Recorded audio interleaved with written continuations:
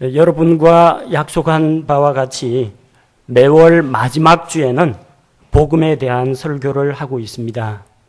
오늘 우리가 함께 읽은 창세기 22장 이 본문 말씀은 아브라함이 백세에 얻은 자기 아들 이삭을 번제로 드리러 가는 그 사건이 기록되어 있습니다.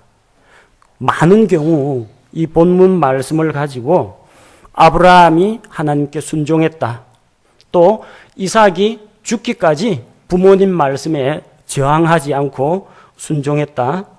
혹은 하나님께서 우리에게 필요한 모든 것을 채워주신다. 여호와 이레의 하나님이다. 이런 내용에 초점을 두고 강단에서 말씀을 선포합니다. 그런데 오늘 이 말씀에 나타난 하나님의 어린 양이 무엇인지 바로 이 하나님의 어린 양에 초점을 두고 여러분과 함께 하나님의 말씀을 나누고자 합니다. 이 사건의 전체적인 내용은 아브라함의 아들 이삭을 대신하여 죽은 순양 이야기입니다. 이 사건의 배경을 살펴보니까 1절에 이 일들 뒤에 일어났다고 했습니다. 어떤 일이 있었습니까? 아브라함과 그의 아내 사라 사이에 자식을 갖지 못하던 사람이 아브라함 100세, 사라 나이 90세에 하나님의 초자연적인 능력으로 그 가정에 아이가 태어났습니다. 이삭이 태어났습니다. 그리고 시간이 많이 흘렀습니다. 100세에 얻은 아들. 여러분 40세, 50세에 첫 아들 낳았다고 하면은 집안의 경사죠. 금이야 오기야 키울 겁니다. 100세에 얻은 아들이에요. 완전히 할아버지, 할머니가 다 되어서 몸에 기력이 하나도 없는데 그 가운데 하나님의 능력으로 얻은 아들입니다. 얼마나 소중하겠어요. 아브라함과 사라의 온갖 관심이 그 아이에게 다가 있습니다. 자, 이맘때쯤 되면 하나님께서 과연 이 아브라함이 하나님을 더 사랑하는지 자기 아들 독생자 이삭을 더 사랑하는지 한번 아브라함을 검증해 보려고 하실 겁니다. 또 어떤 일이 일어났습니까? 집안에 있던 자기 첩의 소생 사라의 권유로 이집트 여자 노예를 첩으로 얻어서 거기서 이스마엘을 낳았습니다. 이제 이 이스마엘과 하갈을 그 집에서 내보내는 일이 일어났습니다. 자, 그래서 하나님의 약속은 인간의 잔머리라든지 인간이 만든 어떤 육체적인 노력으로 오는 것이 아니라 하나님의 약속의 말씀을 따라 이루어진다는 것을 아브라함에게 보여주셨습니다. 그 약속을 아브라함이 아직도 여전히 붙잡고 있는지 검증이 필요한 시기입니다. 또 바로 앞에 어떤 이야기가 나옵니까? 아브라함이 브엘세바에서 아비멜렉과 언약을 맺었습니다. 하나님은 아브라함과 그 씨에게 이 팔레스틴 땅을 주겠다고 약속을 했습니다. 그러나 아브라함은 땅이라고는 얻지를 못했습니다. 겨우 나중에 자기 아내 죽었을 때, 사라가 죽었을 때 매장지로 쓰려고 남의 밭에 있는 묘지, 그 조그마한 손바닥만한 땅, 그거 얻은 게 전부입니다. 하나님이 창세기 12장 1절에서 3절에서 아브라함을 불러내시고 그에게 주신 약속들 과연 기억하고 있는지, 거듭거듭 창세기 15장 17장에서 땅에 대한 약속을 주셨는데, 자, 아비멜렉과의 사이에서 우물을 누가 차지하느냐 그 문제로 분쟁이 일어났는데, 아비멜렉의 호의에 의해서 이걸 양보받고 이 땅에 대해서 살 수 있도록 거주권을 주는 것이 아니라 하나님이 주신 약속에 의해서 내가 정말 이 온 땅을 차지한다는 그 약속을 아직도 붙잡고 있느냐 검증이 필요한 시기라는 겁니다. 그래서 이런 사건들이 일어난 뒤에 하나님께서 아브라함을 시험하셨다고 했습니다.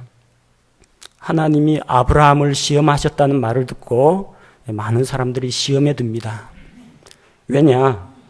신약 성경 야고보서 1장 13절에 보니까 아무도 자기가 시험을 받을 때 내가 하나님께 시험을 받는다 하지 말라. 하나님께서는 악으로 시험을 받지도 아니하시고 친히 아무도 시험하지 아니하시느니라. 이렇게 기록되어 있습니다. 하나님이 시험을 하지 않으신다라고 했는데 왜 시험을 하시는가? 야고보서 1장에서 하는 이야기는 뭡니까? 악으로 시험을 받지도 아니하시고 마찬가지로 또한 그 악으로 친히 아무도 시험을 하지 않으신다는 거예요. 사탄의 시험은 악으로 시험을 합니다. 사람들을 유혹해서 쓰러뜨리는 것이 사탄의 목표입니다. 하나님의 시험은 사람을 쓰러뜨리는 것이 목표가 아니라 하나님의 검증 과정을 거쳐가지고 그의 믿음을 간증하도록 만듭니다. 그의 믿음을 하나님 앞에서 내보이고 입증하도록 만듭니다. 그래서 이 시험은 사람을 파멸에 떨어뜨리는 그런 시험이 아니라 하나님께서 아브라함에게 그 믿음을 가지고 있느냐, 내가 믿는 믿음을 행위로 입증해 보이라는 말씀인 것입니다. 그래서 그 시험의 내용이 무엇이었습니까? 내가 정말 하나님을 두려워하고 하나님을 사랑하느냐? 하나님 앞에서 너의 그 외아들, 백세에 얻은 아들도 아낌없이 드릴 수 있느냐? 아브라함의 마음 중심을 보기 원했던 것입니다. 이 시험은 이삭을 죽이는 것이 목표가 아니었습니다. 아브라함 속에 있는 것을 하나님께서 드러내도록 하신 겁니다. 그래서 우리가 읽었던 12절 말씀을 보니까 하나님이 뭐라고 하셨습니까? 내가 내 아들 곧 내 유일한 아들을 내게 아끼지 아니하였으므로 내가 하나님을 두려워하는 줄 내가 이제 아노라. 아브라함이 정말 하나님을 두려워하고 하나님을 공경하고 있는지, 이 아들보다도 하나님을 더 사랑하는지 그걸 알고 싶으셨던 것입니다. 자, 하지만 이런 상세한 내막을 알지 못하는 아브라함의 입장에서는 이게 정말 마음속에 큰 부담이 되었을 겁니다. 어떻게 얻은 아들인데 수십 년 동안 기다려서 100세에 얻은 귀한 아들입니다. 아들이 여럿이면 말 안 해요. 하나밖에 없습니다. 하나밖에 없는 그 아들을 하나님께서는 희생 제물로 바치라는 겁니다. 그냥 바치는 게 아니고요. 하나님께서 2절 말씀해 보니까 그를 번제 헌물로 드리라고 했습니다. 번제 헌물은 태워서 드리는 희생물을 말합니다. 단순히 죽이는 게 아닙니다. 일단 제물을 잡아다가요, 칼로 목을 따야 됩니다. 그 다음에 피를 뽑아서 피를 받아내야 돼요. 자, 아들의 목에다 칼을 찔러 넣고 숨통을 끊은 다음에 아들의 몸에서 피를 쥐어짜가지고 피를 받습니다. 그게 끝이 아니고요. 사체를 전부 다 토막을 내야 됩니다. 아들의 몸을. 그 다음에 각을 떠야 돼요. 그걸 숯불 위에 올려놓고 태웁니다. 아버지로서 이럴 수가 있겠어요? 양을 잡아서 바치는 건 할 수 있지만 아들을 번제 희생물로 드린다는 것은 정말 이렇게 끔찍하고 잔인한 일이라는 겁니다. 물론 하나님께서 진짜 이삭을 이렇게 살아있는 사람을 잡아가지고 칼로 죽이고 각을 뜨고 불 위에서 태우라는 그런 의미로 아브라함에게 중압감을 주신 건 아닙니다. 하나님의 목표는 아브라함이 정말 하나님을 두려워하는가, 자기 아들도 아끼지 아니하는가, 그걸 보기를 원하셨던 겁니다. 하나님의 말씀에 대해서 아브라함은 믿음으로 순종합니다. 그래서 아무하고도 상의하지 않습니다. 이 이야기를 가지고 사라에게 이야기했다가는 자기 부인이 가만 안 있을 겁니다. 여보, 당신 정신 나갔소 하면서 사라가 아브라함에게 덤비면 어쩔 수가 없어요. 그래서 자기 아내 사라하고 상의하는 내용은 본문에 전혀 기록되어 있지 않습니다. 아브라함은 말씀을 듣고 아침에 일찍 일어났습니다. 하나님의 말씀에 순종하기 위해서 일찍 일어나고 나귀의 안장을 얹고 자기와 함께한 청년들 가운데 2명과 자기 아들 이삭을 데리고 길을 떠납니다. 이 당시 아브라함의 마음이 어떠했을 것 같습니까? 믿음이 좋은 사람이니까 하나님께 내가 희생물을 바치러 간다. 기대와 설레임으로 부풀어 있었을 것 같습니까? 아버지 아브라함의 마음은 그야말로 천갈래 만갈래로 찢어지는 극한 슬픔과 고통 가운데 있었을 겁니다. 아들을 죽이고 싶지 않을 겁니다. 정상적인 아버지라면. 그럼에도 불구하고 하나님이 말씀하셨으니까 해야 됩니다. 두 가지 사이에서 갈등을 하면서 계속해서 이 아무것도 모르고 졸졸 따라 나선 이 아이를 잡을 것을 생각하면은 마음의 엄청난 슬픔과 이 비통함 때문에 아브라함은 아마 제정신이 아니었을 겁니다. 그런 날이 며칠이 걸렸습니까? 4절 말씀해 보니까 셋째 날에 목적지에 거의 도착했습니다. 여행하는 사흘 동안 아들 이삭은 아버지 아브라함 속에서 죽은 아들이었습니다. 사흘 동안 이삭은 아브라함의 마음속에서 죽어 있었습니다. 이제 사흘 뒤면은 숨이 끊어질 그 아이였다는 겁니다. 그럼에도 불구하고 아브라함은 이 아이 이삭을 하나님 앞에 바친 다음에 하나님께서 다시 살려줄 것에 대한 소망을 붙잡고 있었습니다.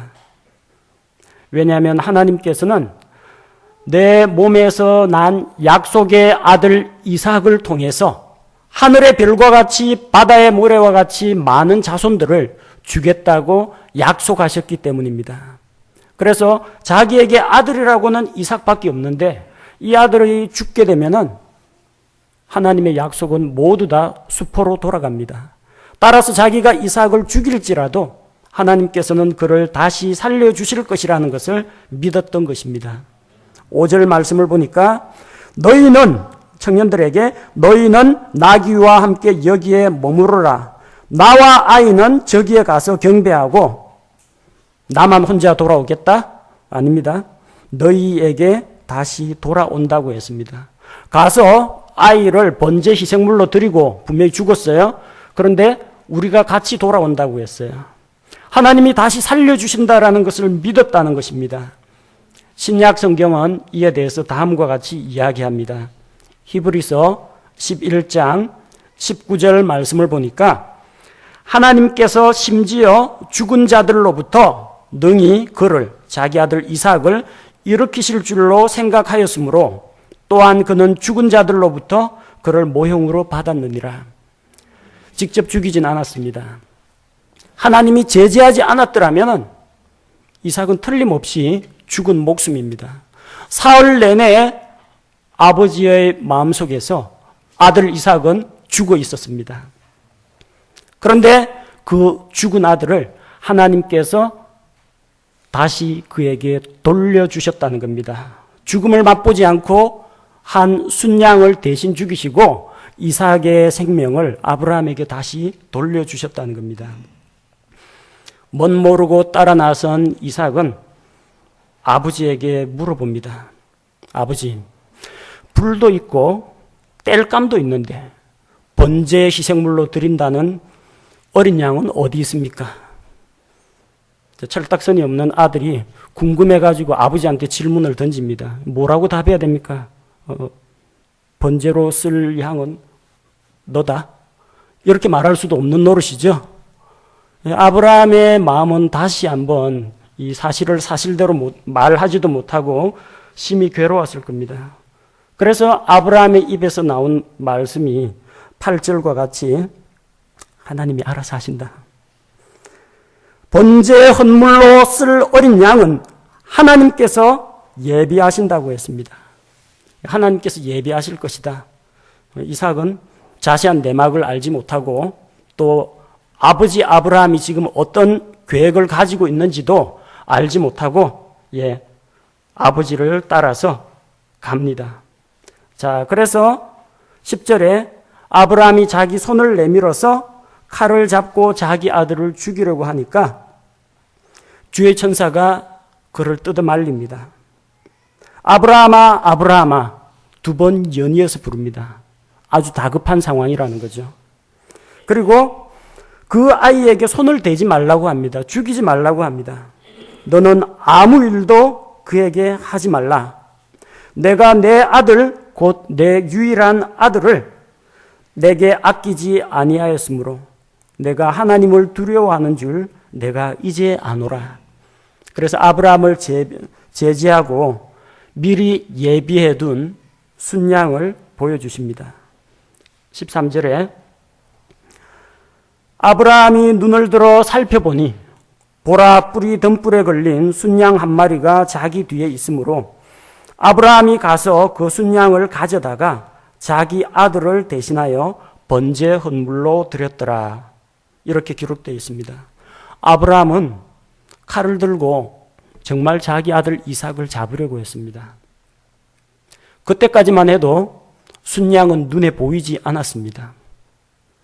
미리부터 순양이 기다리고 있었던 건 아닙니다. 아브라함의 눈에는 순양은 보이지 않고 당장 번제 희생물로 드려야 하는 자기 아들 이삭이 보였습니다. 그래서 하나님이 제지하지 않았더라면 자기 아들을 정말로 죽였을 겁니다. 정말로 하나님께 아들을 바칠 각오가 되어 있을 때, 정말로 자기의 믿음을 행위로 입증할 때 하나님께서 미리 예비하신 순양을 보여주신 겁니다. 친절하게 하나님께서는 아브라함이 순양 사냥하러 돌아다니도록 하지 않으시고 순양의 그 둥근 휘어진 뿔이 나무 덤불에 걸려 있도록 만들어 두셨습니다. 하나님께서 자기 아들 이삭을 대신해서 죽을 순양을 그에게 대속 제물로 주신 겁니다.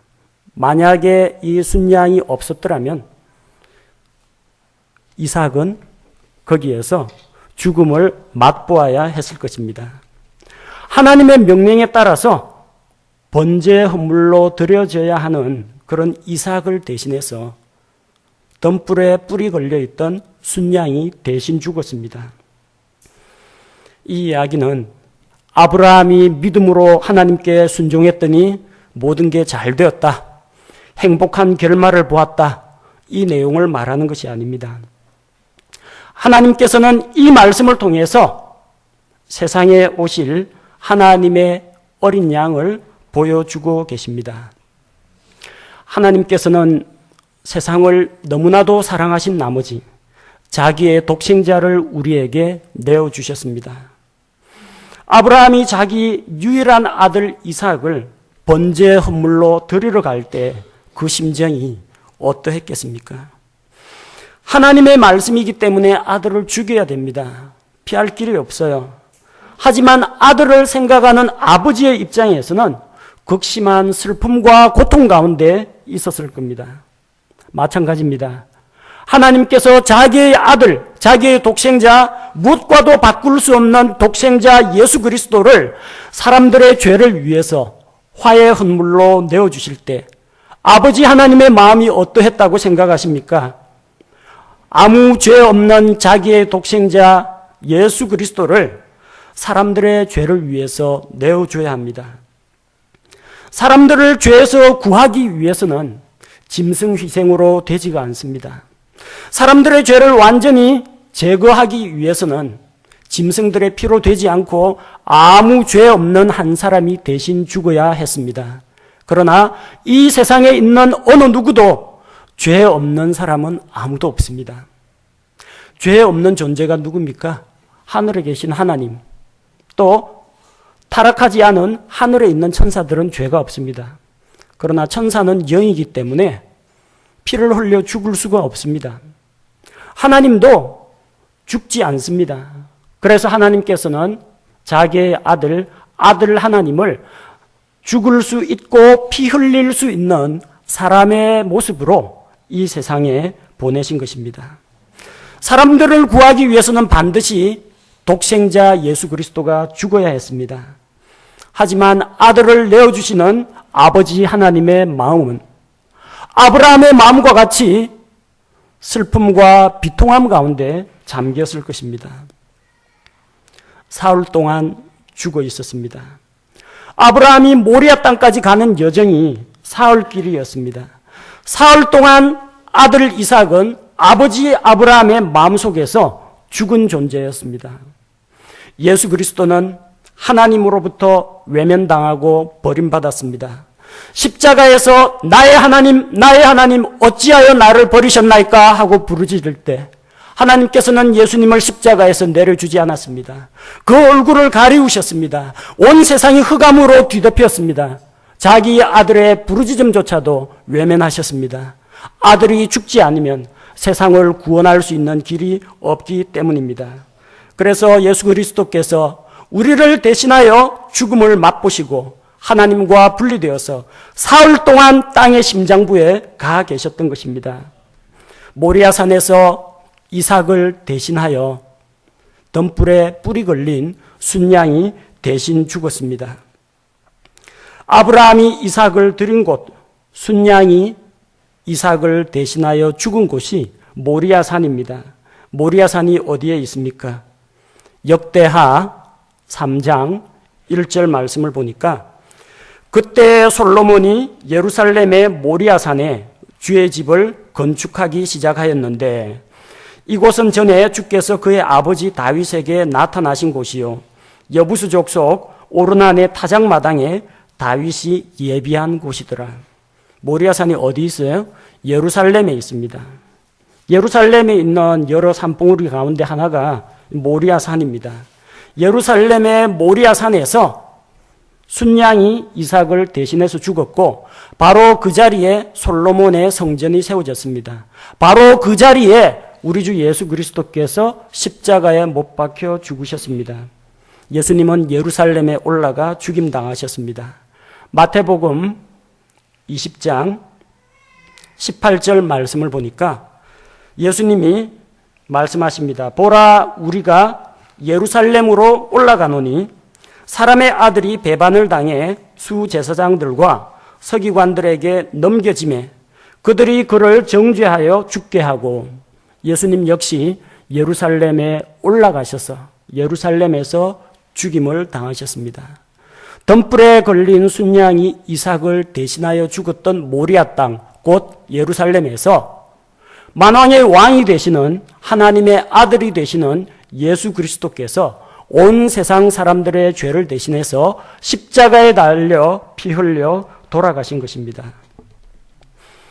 아브라함이 이야기한 하나님께서 예비하시는 하나님의 어린 양은 덤불에 걸린 순양이 아닙니다. 그 하나님의 어린 양은 이 세상에 사람의 모습으로 오실 하나님의 아들 예수 그리스도를 이야기합니다.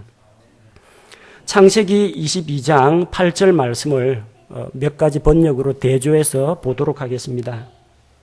흠정역 성경에는 다음과 같이 번역되어 있습니다.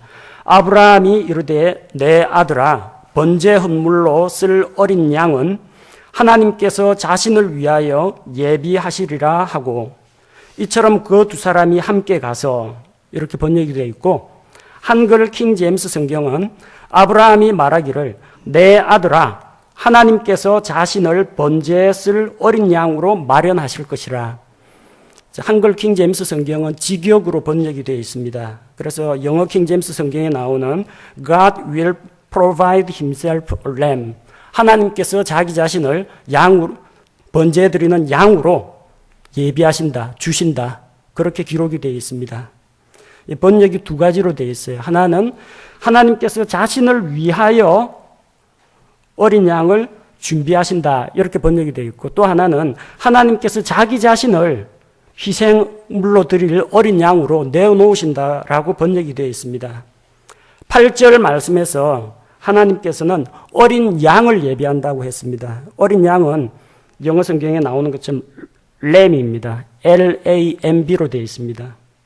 그런데 덤불에 걸린 순양은 램이 아니라 램으로 되어 있습니다. RAM으로 되어 있습니다. 서로 다릅니다. 덤불에 걸린 순양은 아브라함이 이야기했던 하나님께서 예비하신 어린 양이 아니란 이야기예요.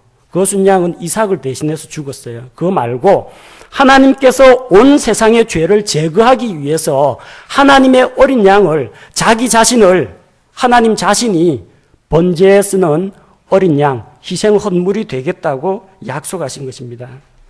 하나님께서 예비하신 어린 양은 이삭을 대신하여 죽은 그 순양이 아닙니다.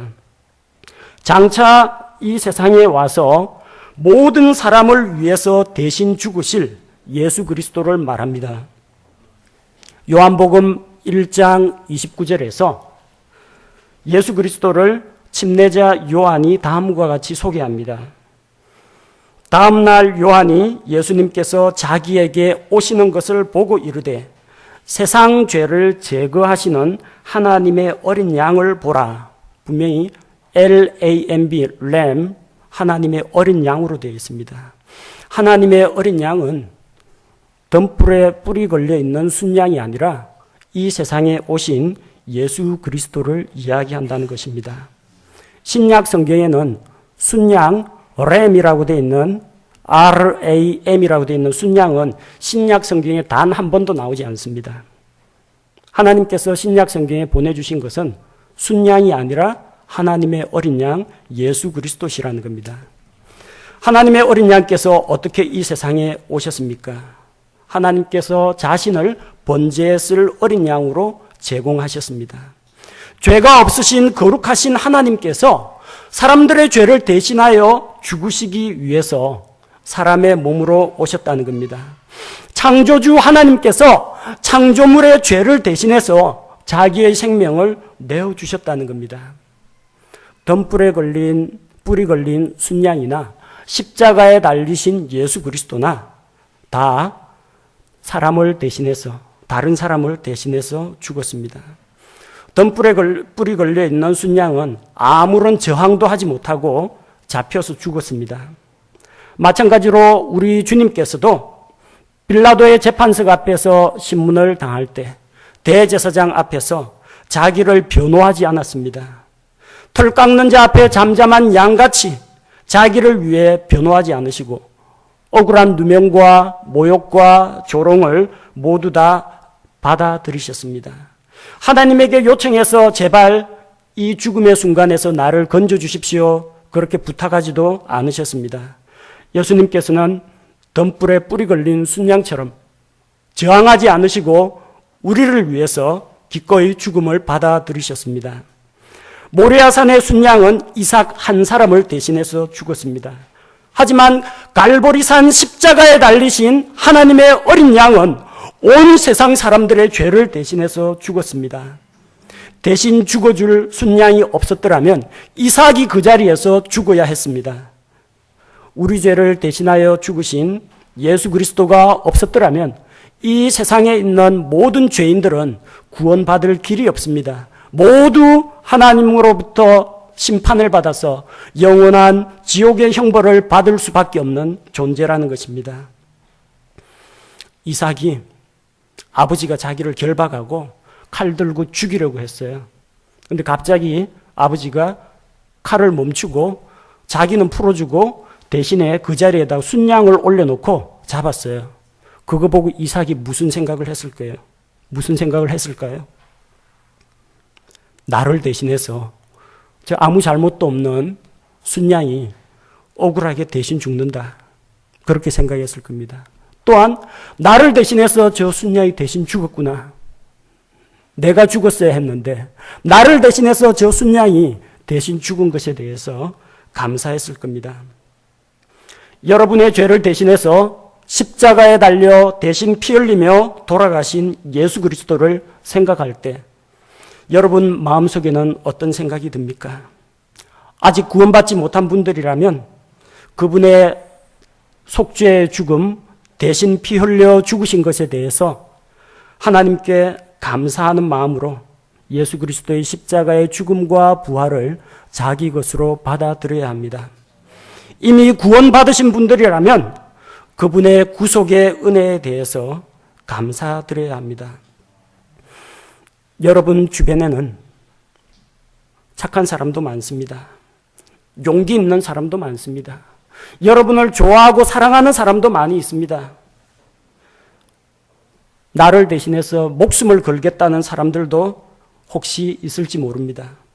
하지만 정말로 여러분을 대신해서 대신 죽어줄 사람은 아무도 없습니다. 또 대신 죽어준다고 하더라도 하나님 앞에서 아무런 의미가 없습니다.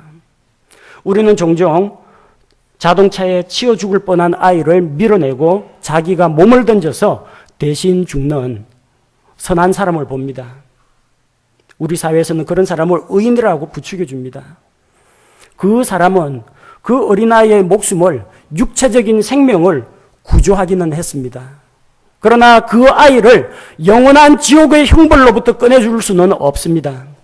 그 어느 누구도 다른 사람의 죄를 대신해서 죽어줄 수가 없습니다. 여러분을 위해서 용감하게 죽겠다고 나오는 사람이 있으면 그 사람은 자기도 죄인이기 때문에 하나님 앞에 형벌을 받아서 자기 죄로 죽는 것이지 여러분의 죄를 대신해 주지는 못한다는 것입니다. 오직 하나님이신 우리 주 예수님께서 하늘의 영광스러운 보좌를 버리시고 사람의 몸으로 이 세상에 오셔서 십자가에서 우리 죄를 대신하여 피 흘려 죽으심으로 우리의 죄를 대속하셨습니다. 우리가 죽어야 할 것을 예수님께서 대신 죽어주셨습니다. 또한 우리를 하나님께로 인도하기 위하여 죽은 자들 가운데에서 사흘 만에 다시 부활하셨습니다. 따라서 누구든지 자기가 하나님 앞에 죄인이라는 것을 인정하고 예수님께서 자기의 죄를 대신해서 십자가에 못 박혀 죽으시고 부활하신 그 사실을 믿음으로 받아들이는 자는 구원을 받습니다. 이 기회는 여러분에게 다 열려 있습니다. 한국 사람뿐만 아니라 미국 사람, 일본 사람, 중국 사람, 전 세계에 있는 모든 사람에게 하나님께서 구원의 길을 열어놓았습니다. 그런데 구원받을 유효 기간은 정해져 있습니다. 죽기 전까지입니다. 히브리서 9장 27절 말씀과 같이 한 번 죽는 것은 사람들에게 정해진 것이요. 이것 다음에는 심판이 있다고 했습니다. 죽고 나면은 다시는 믿을 기회도 없고 죄를 회개할 기회도 없고 용서받을 기회도 없습니다. 살아있는 동안에 죄 문제를 해결해야 합니다. 개인의 종말은 언제 임할지 아무도 알지 못합니다. 어느 날 갑자기 비행기가 추락하기도 하고 여객선이 침몰하기도 하고 어느 날 갑자기 리조트가 무너져가지고 사람이 깔려 죽기도 합니다. 우리는 개인의 종말을 언제인지 아무도 알 수가 없습니다. 아직까지 살아있는 지금 바로 이 순간이 하나님께서 우리에게 주신 구원의 날이요 구원의 기회라는 것을 우리가 믿음으로 받아들여야 합니다. 고린도후서 6장 2절에서 하나님께서 말씀하십니다. 그분께서 이르시되 받아주는 때에 내가 내 말을 들었고 구원의 날에 내가 너를 구조하였노라 하시나니 보라 지금이 받아주시는 때요 보라 지금이 구원의 날이로다. 바로 이 순간이 지금 오늘 하루가 여러분에게 열려져 있는 구원받을 수 있는 기회라는 것입니다. 여러분 주변에 믿지 않는 가족들, 친척들, 친구들이 있으면 늦기 전에, 그들이 죽기 전에, 그들이 살아있을 때가 그들을 구조할 수 있는 마지막 기회라는 것을 잊지 말아야 하겠습니다. 하나님 앞에서 우리에게 주어진 이 오늘 하루, 지금 이 순간을 우리가 감사하면서 아직까지 예수 그리스도를 영접하지 않으신 분은 여러분의 죄를 대신해서 십자가에 피 흘려 죽으신 예수 그리스도를 구세주로 받아들이시기 바랍니다. 또한 이미 믿고 있는 우리들은 우리 대신하여 죽으신 그 대속의 은혜에 대해서 감사하는 마음을 가져야 하겠습니다. 제가 기도하겠습니다.